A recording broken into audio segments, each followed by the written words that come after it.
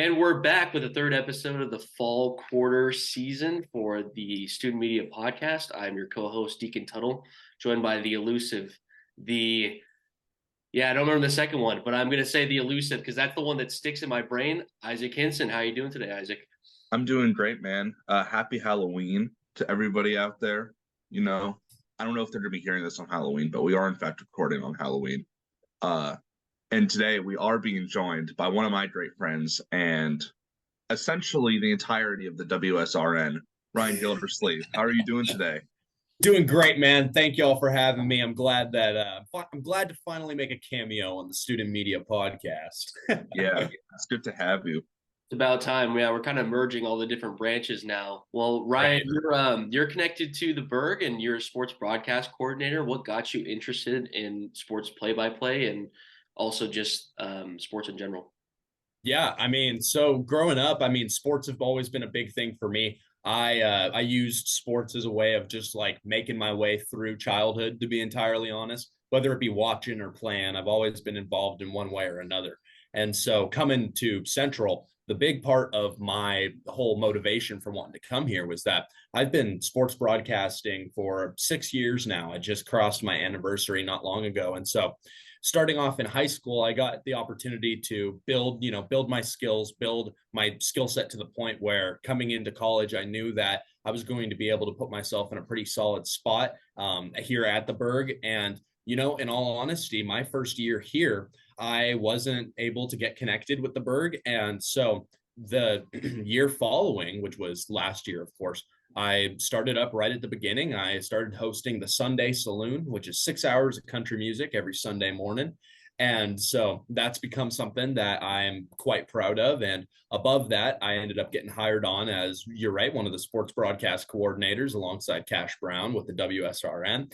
And so with that, we've been able to really just bring the Berg back to a point where we are broadcasting games of practically every sport. Last year we got some softball in. We, of course, got those last home games in the Nicholson Pavilion in for basketball, both men and women. And then this year we brought back football for the first time in 3 years. And so it's just been wonderful.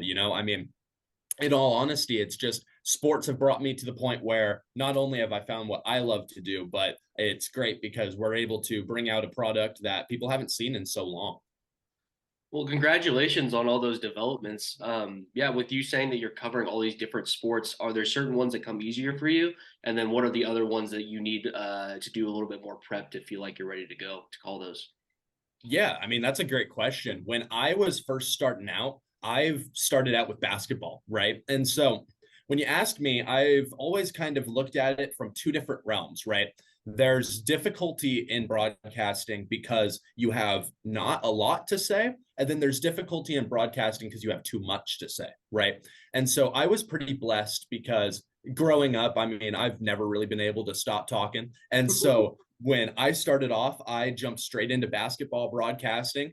And in basketball, as many people may know, it's really go, go, go, go. And there's not a whole lot of downtime. So when you're doing broadcasting like that, I feel like what it did for me was it gave me the expectation of what I need to be able to do.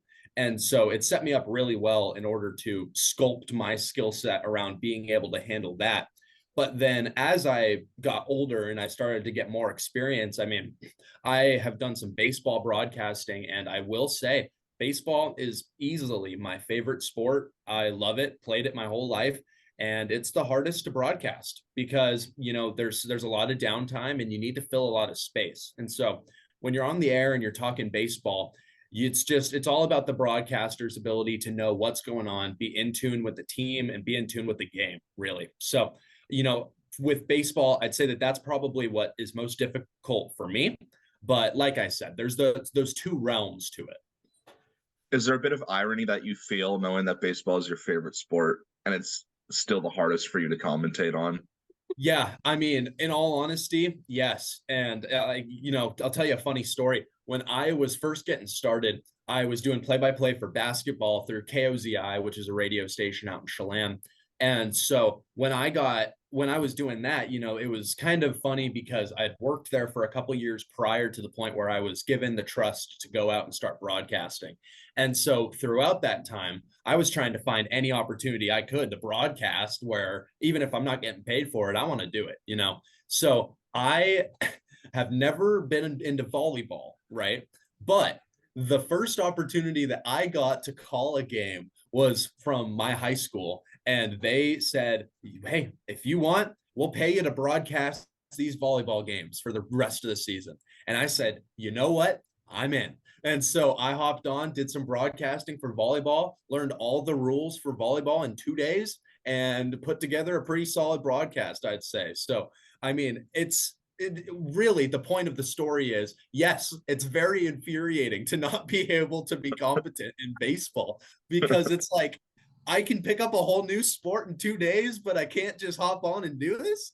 It's one of those things where you definitely need a solid crew and you definitely need the foundation behind it if you're going to put together a solid broadcast. Though I will say, I feel like that can be some of the most bountiful harvests, if you want to put it that way, in terms of broadcasting, is when you are able to overcome that kind of odd silence that you need. And if you're able to fill that correctly, then that's what puts together a really solid piece of content. That's really cool. Are there any broadcasters growing up that inspired you, or even continue to this day? Yeah, I mean, I would say that I've picked up a lot of influence over my career from guys like Dave Sims, guys like Mike Breen, um, guys who are just, high energy broadcasters, really. As I've been able to watch over the years, I mean, of course, I kind of missed the window of Dave Niehaus for the Mariners, but going back and listening to his calls, I mean, I've always been so just in, I don't even know the word to use, entranced really with the art of broadcasting. And so growing up, like I said, I mean, Dave Sims is the big one. He's somebody who I feel like I have all but sculpted my broadcast style around. Though at the same time, I feel like you can definitely find a bit of a lot of people in what I do. But yeah, those are the guys that jump out to me. I mean, I would throw out a name like Rick Riz or something like that, but in all honesty, I haven't been connected with so many people since I started. And so before then, there was a lot of influence, and since then, it's been a lot of my own sculpting, if that makes sense. Don't worry, I'll have you come over and we'll study some Kevin Calabro tape. And Yeah. Oh, that's cool. Yeah, you said Mike Breen, and I just immediately thought of all the different Bang compilations. Oh yeah. Just Oh yeah. that stuff. So good. Was there an overlap? Are you familiar with Danny DeBach, who used to be at the Berg and is calling hockey now? Yeah, I know the Debach. I know him. Yeah. Yeah, he's a great guy. Mhm. Did some broadcasting with him last year for basketball. Oh, nice. That's sweet. Um, so I was thinking about, so this is 6 years now that you've been doing this. What's something that you didn't expect, like now that you're learning about the craft?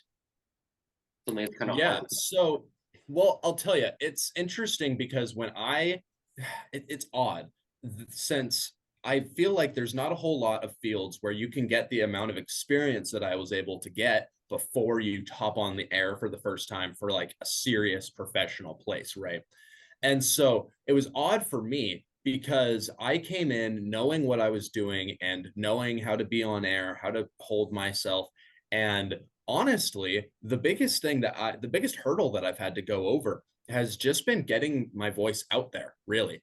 And, with 88.1 The Berg, we do such a good job of getting people on the air. And if they need a place to either vent about something or they want to put their music out there, they've just got a specific image for something that they want to put out there, then we're going to do our best to get them on the air, right? So for me, I was coming in and I was under the assumption that when I started at the Berg, it was going to be like hopping on a slip and slide. I'll be at the end before long, right? I'm going to get on there, and before I know it, I'll be a piece in the staff. And so luckily that is the way that things went. But I will say I definitely came into it with the mindset of like, I'm going to hop on, I'm going to get in there immediately, and everything's immediately going to be perfect. And what I feel like you really need especially in a job like ours where, things are always happening, things are always evolving, there's always a new thing that you have to go do, right? I feel like patience is the biggest thing that people need to keep in mind, because the more that you get comfortable in something that you're doing, especially when it comes to broadcasting, the more comfortable you're going to be with lowering your effort so that you can just continue to do what you feel like is normal.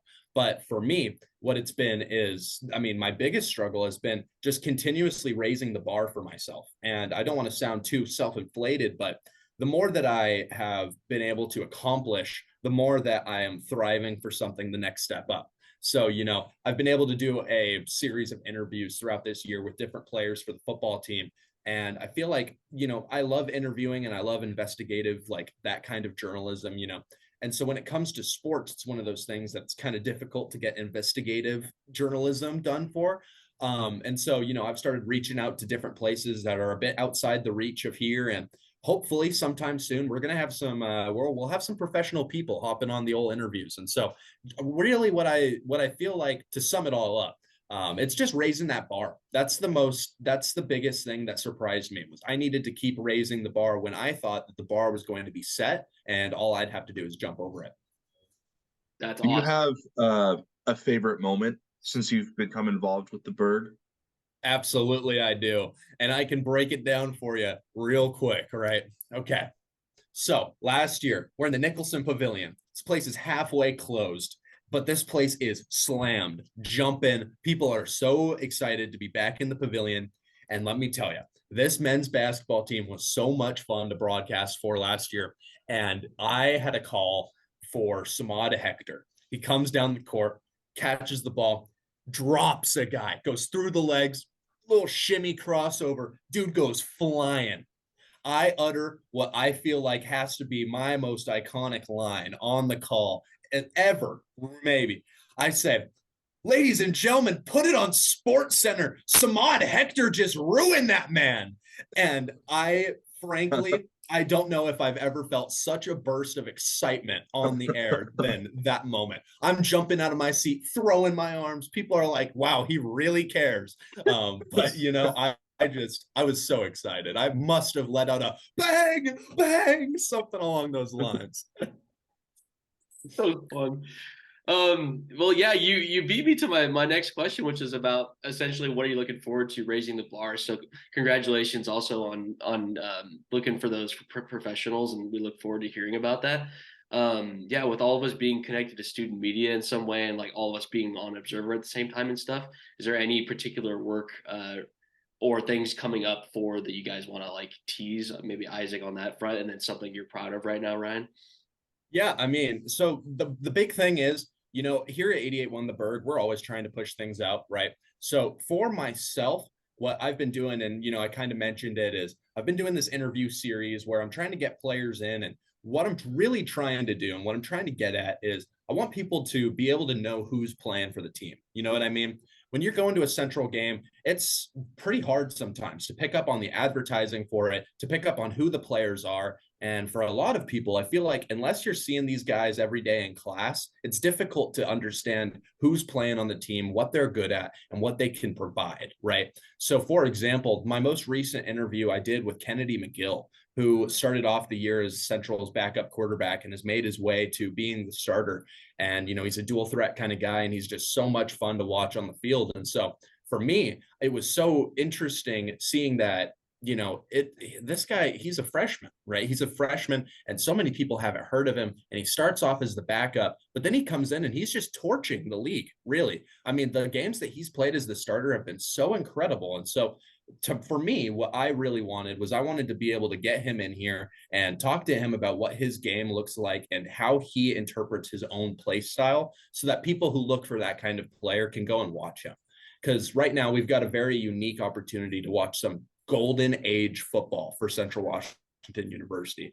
I mean, you've got guys like Marcus Cook, Darius Morrison out there in the wideouts. You've got J.J. Lemming and Kennedy McGill holding down the quarterback spot with Flanagan and Trajan Henderson as running backs. I mean, these are the most names that we've had in years for this football team. And so what I'm trying to do is I'm trying to get a player's perspective out there further so that people will have something to latch onto when sports come back around next year, or for basketball, which we'll have some upcoming interviews for before the season starts. That's so cool. I love how passionate you are, and this is so important for the field that you're in, and then also just hearing that it's not just about the game, it's about the people playing the game. That's really important. That's kudos to you, man. Isaac, do you have any closing statements or things that you're looking forward to coming up? Yeah, well, I don't know how much we're allowed to talk about it, but we and Ryan and a couple of other guys are working on something over at 88.1, which is pretty exciting. We're bringing back an old show. It's going to be me, him, Cash, our good friend Jackson Roberts, and Michael Jones. Yeah. Again, I don't know how much we're allowed to say quite yet, but it should be very exciting, and you should hear a lot more coming soon. Yeah, coming up soon, you should have some sort of teaser into what we're looking at there. That's for sure. Also, I mean, hey, if you're looking for the best sports analysis on this side of the Mississippi, let me tell you, folks, you can get that Wednesdays at 6 on the Press Pass with myself and the man right there. There you go. It's great, man. I was looking for that plug. I was getting ready for it. Yeah, yeah. Oh, yeah. It was coming at some point. Yeah, we'll be talking Harden trade tomorrow. Oh, yeah. Can't wait. Maybe some award race predictions. Yeah. Get some talk going about Leonard Williams, some Montez Sweat going on. You never know, man. There's always something to talk about on the Press Pass. Yeah. And then I also I'm going to be joining Ryan for the basketball broadcast at some point this season. So I'm very excited for that. That's awesome. Everybody's got cool plans. I think the one thing that I got going on that I'm pretty hyped about is I just beat the new Spider-Man game, and nice. This week will be my Pulse perspective talking about the first half of the game. So like light spoilers, but Catherine and Lily were kind enough to give me an expanded word count to 1,000 words as opposed to 300 to 500 because I'm like, I got to talk about this game. So yeah, I just beat it the other day. I thought it was fantastic. So good. Chef's kiss. So good job, Insomniac. The last question. Fellas, what's up? Here's my question. What do we all think about that FNAF movie? I haven't seen it yet. Yep. You haven't seen it? I don't know. I'm going to watch it at some point this week. Y'all gotta watch it. Get a review out. I rewatched It Follows last night because there was just announcement of a sequel called They Follow. Which really? I'm very, very excited for. Yes. Did not know that. I'm still yet to see that. That's on my whale list. You definitely should. It's one of my favorites. It's a modern classic. David Robert Mitchell is one of our great American directors, and Micah Monroe is probably the most underrated actress on the planet. So, all right, good to know. That's my plug. What's the Halloween movie of choice for tonight? Ooh. I'm watching Halloween 3: Season of the Witch. I've never seen it before, and I know that that's the only one without Michael Myers in it. Yes. And it's kind of regained cult status over the last couple of years, and I'm very excited to rewatch it, or not rewatch it, but watch it for the first time. All right, there you go. What about you, Ryan? Are you a horror fan? Yeah, oh yeah, love it so much. I'll tell you what I watched last night, which was something interesting. Was I watched the like Winnie and the Pooh, the horror movie they made, Blood and Honey. Have you seen that? I haven't, but I'm very curious as to the whole like public domain aspect of it's so cool. You know, I don't know if I could recommend it. It's if you're into like slashers without the slashing, then maybe it's something for you, but in my opinion, it was just something weird. If you go in, and I don't know if you guys watch like the kill count, but when I get done watching a horror movie, I gotta watch the kill count for it because I just love the things that they do over at Dead Meat. And so I was watching it, and they were talking about how like the masks that they use aren't even like custom made; they were bought from like a Spirit Halloween, and so it's something funny. But I'll tell you, if I had a Halloween movie of choice that I'd be watching tonight, it'd be the original Candyman. Oh, yeah, that's a good one. That's a good one. Oh, yeah. There we go. That's great. What about you, Deacon? I'm gonna try to see if my girlfriend wants to continue watching the Scream movies. She's not a huge fan of horror movies, but I've been kind of easing her into that. I know, Isaac, we've talked about that so many times. I promise Yeah. I'll do other things besides that. I've been going I through the Saw just movies. like a week ago, I watched all 6 of them in 2 days, and it was fantastic. I know I'm a sicko, Yeah. but I love that franchise so much. It's my favorite horror franchise. The first one is maybe my favorite movie ever. Yeah. And when I revisited it, I was really taken aback by how much I loved the second and third ones. Yep. And how much I really didn't like the fifth one. Yeah. Which when I first saw it, when I saw that for the first time, I was in love with it. But I think that was just because I never seen a Scream movie in theaters before. Yeah. Um, Same way for me. yeah. But But I really do like 6. I think 6 is really, really good. I agree. I think it's in the upper top three for me. So if I don't know if it's still in theaters, but Saw X was a pretty fantastic movie. If I people, Oh like yeah. Saw X too. Yeah. well, yeah, well, that's good. There it is. There's our Halloween section. There you are. Yeah, thanks again, Ryan, so much for taking the time out of your morning to join us, talking about yourself and what you're excited about and all the cool things you got. It's really impressive to see how much you care about these things. Well, absolutely. Thank you all for having me on. I'm glad that I was able to be here.